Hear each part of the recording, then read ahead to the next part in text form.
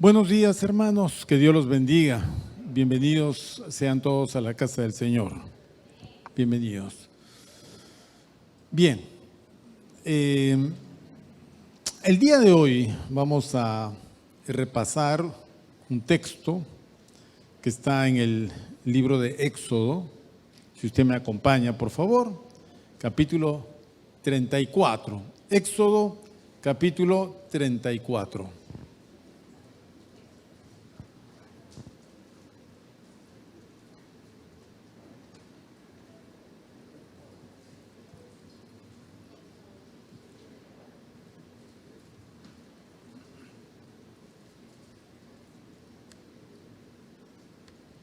Bien,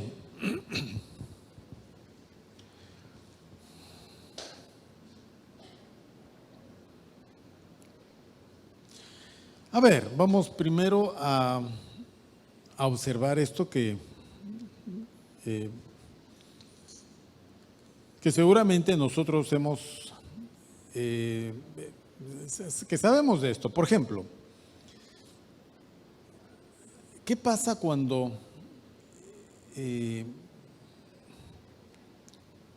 una persona vive en un medio determinado? Normalmente la persona adquiere los elementos de ese medio. Todos los elementos de ese medio van a ir formando parte de la persona. Supongamos que la persona vive en una familia violenta. Esta persona va a crecer y va a generar violencia, normalmente. Supongamos que esta familia sea una familia muy dada a la cultura, al arte, a la literatura. Normalmente, el niño en cuestión va a crecer en ese medio y va a ser dado a la lectura, a la literatura, a lo que fuere. Supongamos que sea una familia de celebración, de bebida, de fiestas. La persona va a tener ese tipo de elementos en él. Siempre va a estar dado a esas cosas. Esto es como cuando la Biblia dice, caminas con sabios y serás sabio. Caminas con sabios y serás sabio. ¿Por qué? Porque irás tomando de la sabiduría de este sabio. Irás aprendiendo de eso. Por ejemplo, los hijos aprendemos de nuestros padres. Aprendemos sus dichos, aprendemos su vocabulario, aprendemos su entonación, aprendemos muchas cosas de ellos. No parece, pero ellos, nuestros padres, vienen a ser la primera fuente de formación y de información de nosotros. Cuando los padres no ejercemos esa influencia y los hijos reciben una influencia de otro medio, entonces ahí sí sucede un quiebre, pero siempre existe esto de la influencia. Entonces el chico que anda con chicos descarriados, el chico termina descarriándose, porque aprende eso. Aprende. Si te juntas con sabios, normalmente vas a aprender la sabiduría de los sabios. Si te juntas con necios, obviamente vas a ser un necio más. Si andas con borrachos, borrachos vas a ser. Es así. Si andas con gente que tiene tendencia a progresar, a desarrollar y a crecer, eso es lo que va a pasar contigo, vas a aprender eso. La influencia de la relación o del vínculo es muy importante. Y es de allí de donde nosotros entendemos cuán importante es tener a Dios de nuestro lado para que Dios sea el de mayor influencia en nuestra vida. Bueno, vamos a leer entonces Éxodo 34. A ver.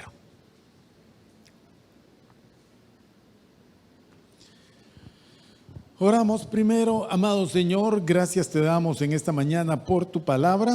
Gracias, Señor, por las cosas que tú nos vas a decir. En el nombre de Jesús, bendícenos, enséñanos, háblanos, Señor, porque hemos venido para escucharte.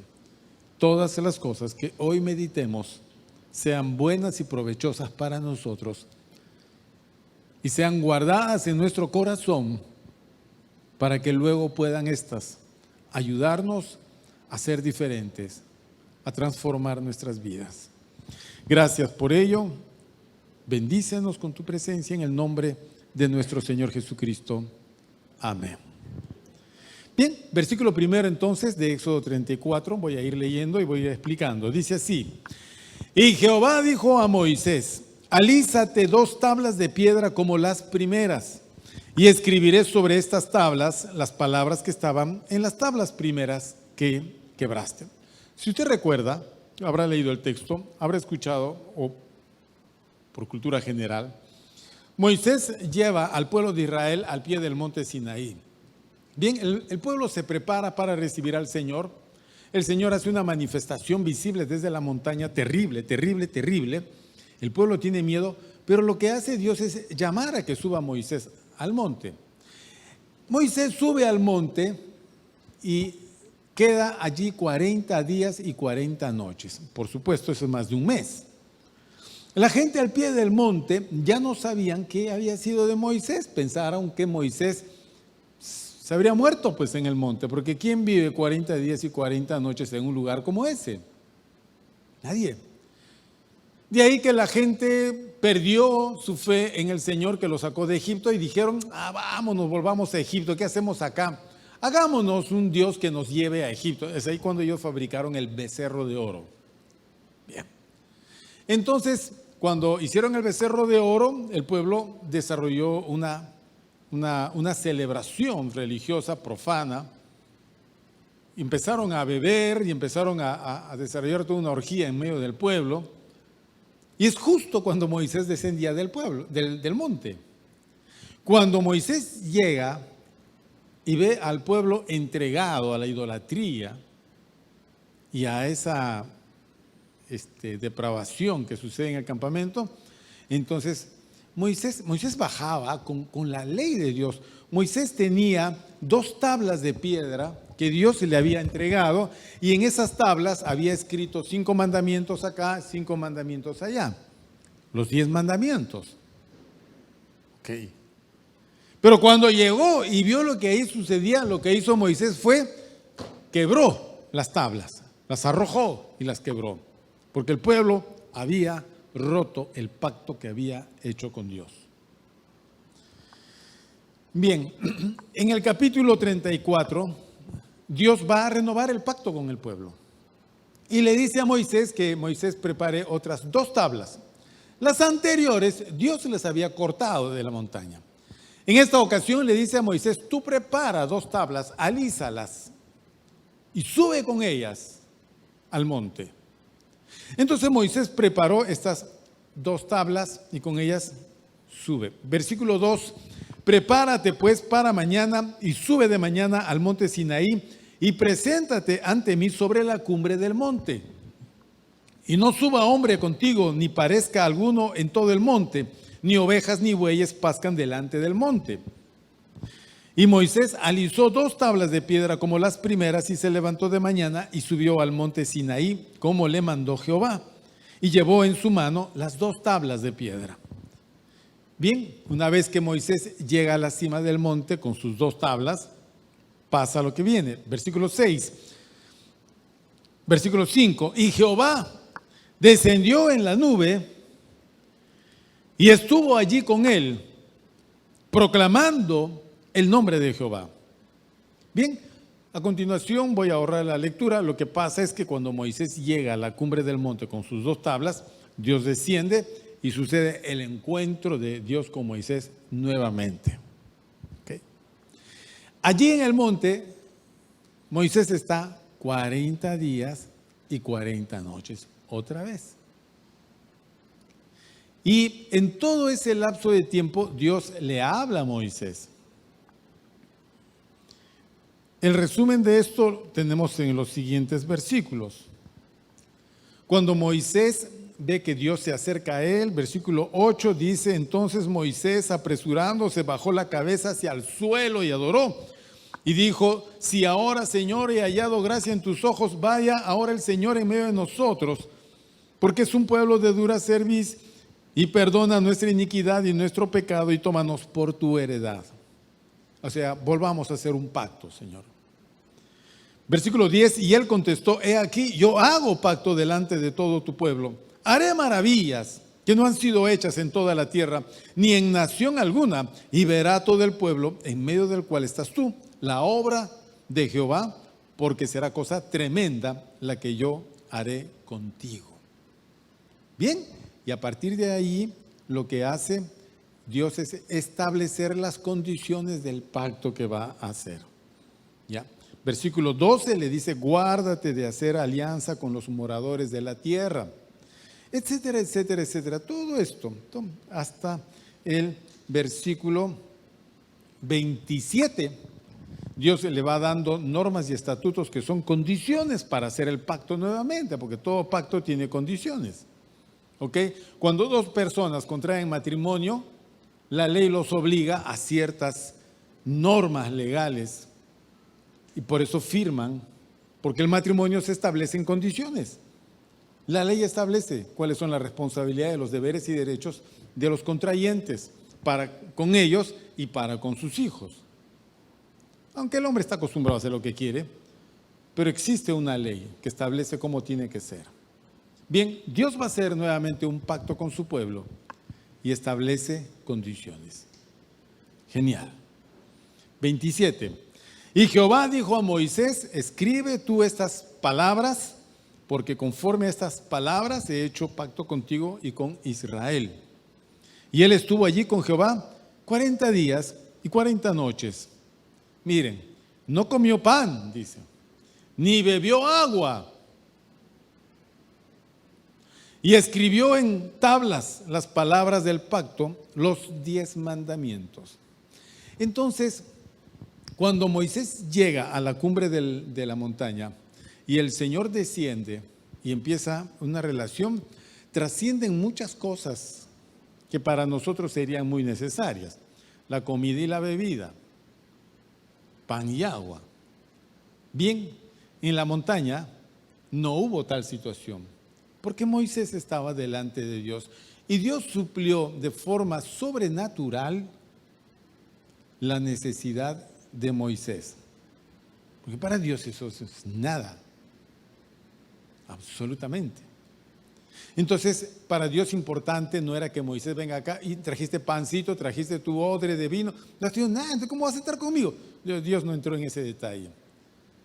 Para Dios las cosas naturales: mira, Moisés, no te preocupes, tú estás conmigo y eso es lo importante, porque yo voy a hacer esto. Y empieza a hablar con él y esa relación, ese vínculo demora 40 días y 40 noches, que para Moisés debió haber pasado como un tiempo. Para los que estaban fuera de ese hecho: oye, tantos días está el pobre Moisés allá arriba, se habrá muerto otra vez de repente. Pero allá en la montaña, no es así.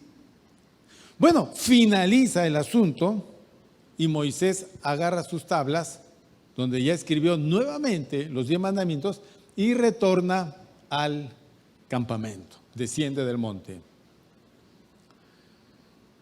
Vamos a leer, versículo 29. Y aconteció que descendiendo Moisés del monte Sinaí con las 2 tablas del testimonio en su mano, al descender del monte, no sabía Moisés que la piel de su rostro resplandecía después que hubo hablado con Dios. Miren qué increíble. Moisés desciende y él no se da cuenta, pues no tenía cómo darse cuenta, que su rostro estaba resplandeciente. Brillaba el rostro de Moisés. Porque obviamente el haber estado allá con Dios y el haber hablado con Dios, haber estado en su presencia, esa gloria divina impregna a la persona. Esa relación hace que Moisés pudiese adquirir cierta gloria de Dios reflejado en su rostro. Brillaba. Moisés no sabe y regresa con las tablas, y cuando llega al campamento, todo el mundo mira el rostro de Moisés que estaba brillando. ¿Ok? ¿Estamos hasta ahí? ¿Sí? Bueno, bien. Versículo 30. Y Aarón y todos los hijos de Israel miraron a Moisés. Y aquí la piel de su rostro era resplandeciente. Y obviamente tuvieron miedo de acercarse a él.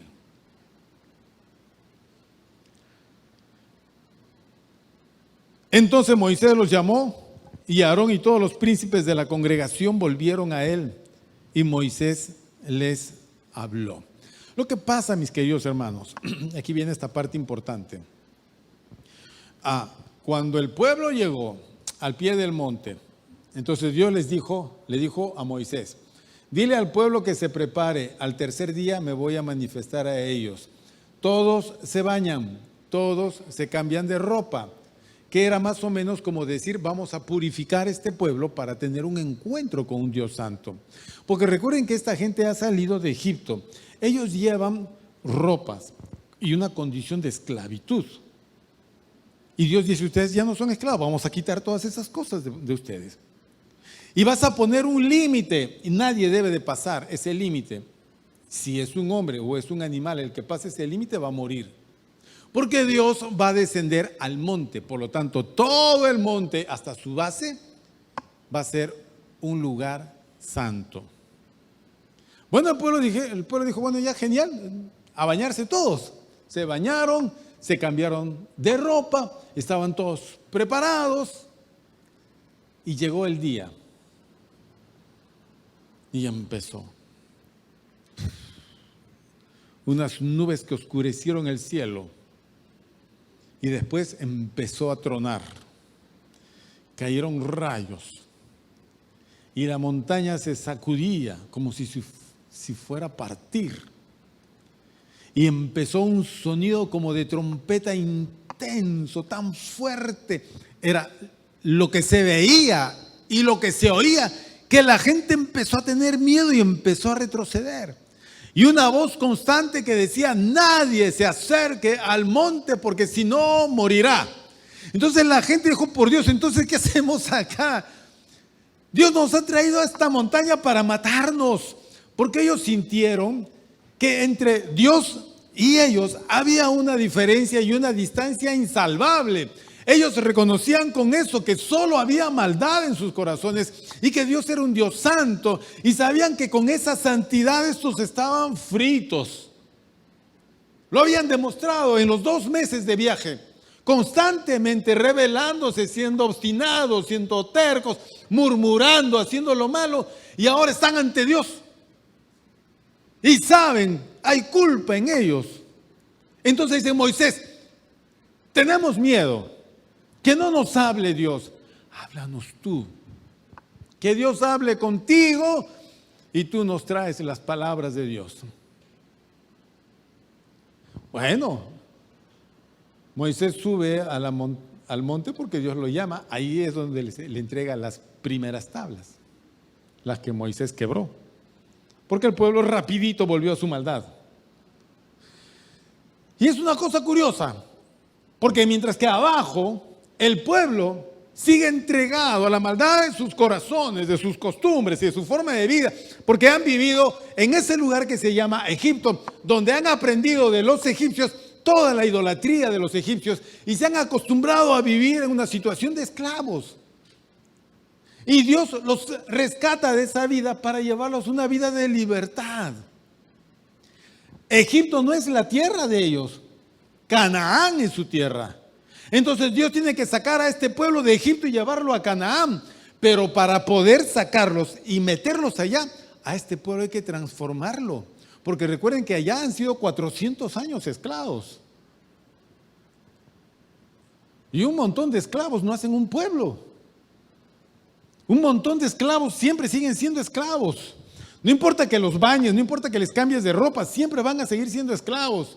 Son esclavos de las costumbres de los egipcios. Aman la comida de los egipcios, el pescado del río Nilo. Aman el ajo, la cebolla, los puerros, los melones. Quieren estar allá, aman las ciudades de los egipcios. No importa que nos peguen, pero ahí comemos. No importa que nos traten feo, pero por lo menos allá tenemos sepulcros que venir a este desierto feo, lleno de arena, escorpiones, sol, frío en la noche, calor en el día. No, es que ese no es el lugar que Dios les va a dar. El lugar de ellos es la tierra que fluye leche y miel. ¿Cómo se llama? Canaán. Solo que en este tránsito tiene que suceder algo, un pacto con Dios. Este pueblo se tiene que casar con Dios. Porque ese es el pacto. Dios e Israel no iban a llevar una relación de convivientes. Que cuando me conviene me quedo y si ya no me conviene me voy, porque finalmente no somos ni marido ni mujer. Como muchos dicen, ¿para qué casarnos si divorciarnos va a ser difícil? Ah, ¿qué estás pensando en divorciarte? En separarte. O sea, vives con una mujer, la tienes y cuando ya no quieres, te vas. Y los hijos los dejas, los abandonas. ¿Ese es un pacto? No, eso no es un pacto. Eso es una maldad. Enfocar la vida así es hacer daño. Israel no conocía otra cosa porque así era su corazón. Israel estaba dado a la idolatría. ¿Cómo amaba tener un ídolo adelante?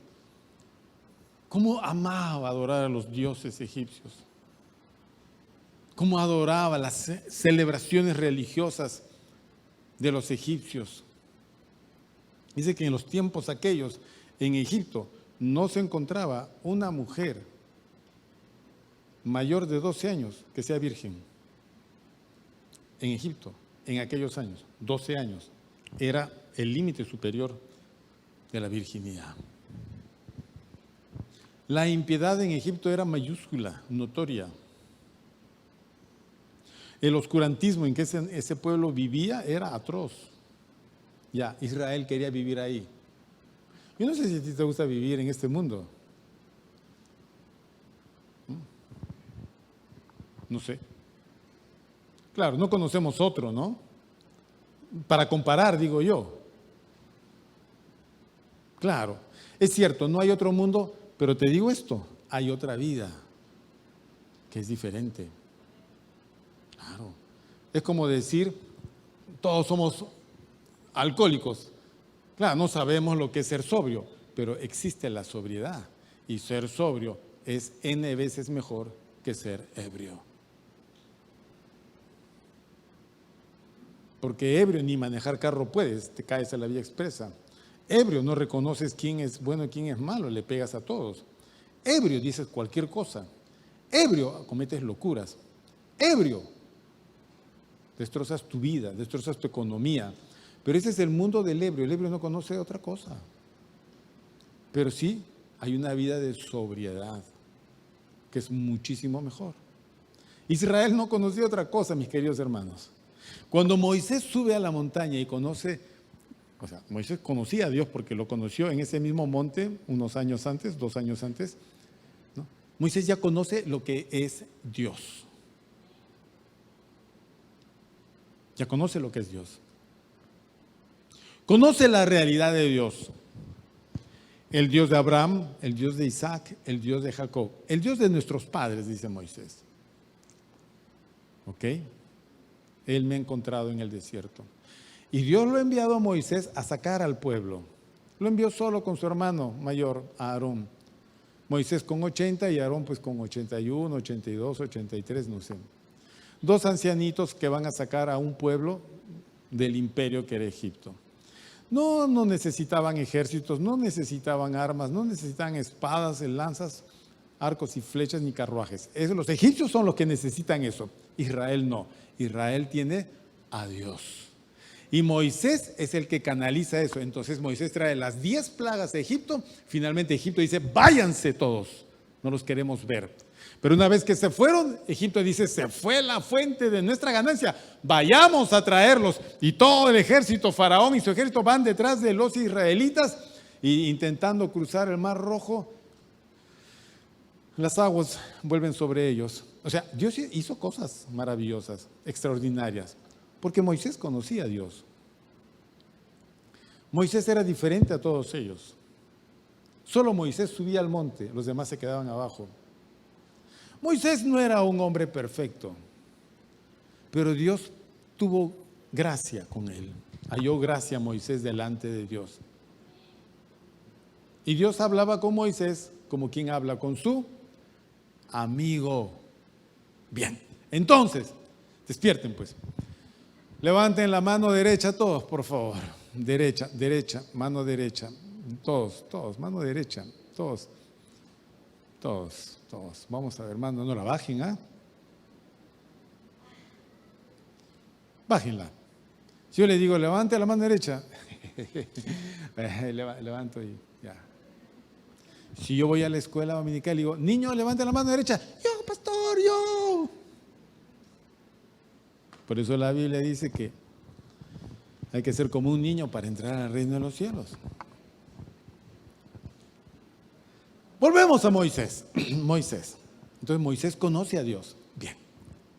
Como Moisés habla con Dios, Moisés no anda con ebrios, Moisés no anda con gente así. Moisés no. Moisés guía a un pueblo necio, pero Moisés tiene a Dios de su lado. Entonces, Dios y Moisés entablan una relación de amistad de tal manera que, obviamente, Dios es influyente, determinante, es poderoso. Y esa inmensidad de Dios manifestada en sus atributos, ¿ok? Los atributos de Dios son perfectos. Eso en la vida de Moisés genera una influencia tal que transforma a este hombre. La evidencia de esa transformación es que cuando Moisés sale de hablar con Dios, ¿cómo está su rostro? Brillante, resplandeciente, pues. Tú trabajas en un taller de perfumería y cuando sales del taller, ¿a qué hueles? A perfume, pues. Pero claro, tú vas a recoger la basura al final de tu jornada, ¿a qué hueles? A basura. Tienes que bañarte. Pero la influencia de Dios en Moisés, ¿cómo te la vas a querer quitar? Moisés no sabía que su rostro brillaba. Entonces Moisés bajó de la montaña y cuando llegó todo el mundo, nuevamente les vino el asunto de la manifestación. Tuvieron miedo y todos se retiraron. Y Moisés los llamó y dijo, vengan, voy a decirle las palabras de Dios. Y todos con miedo se acercaron. Aarón y todos estaban con miedo. Recuerda que quien hizo el becerro de oro fue Aarón. Ajá. Y todos miraban así con temor. Y Moisés les refirió todas las palabras y les dio las tablas. Hasta que Moisés se dio cuenta que su rostro brillaba. Entonces cuando terminó de hablar, Moisés cubrió su rostro para que no sigan mirando ese resplandor.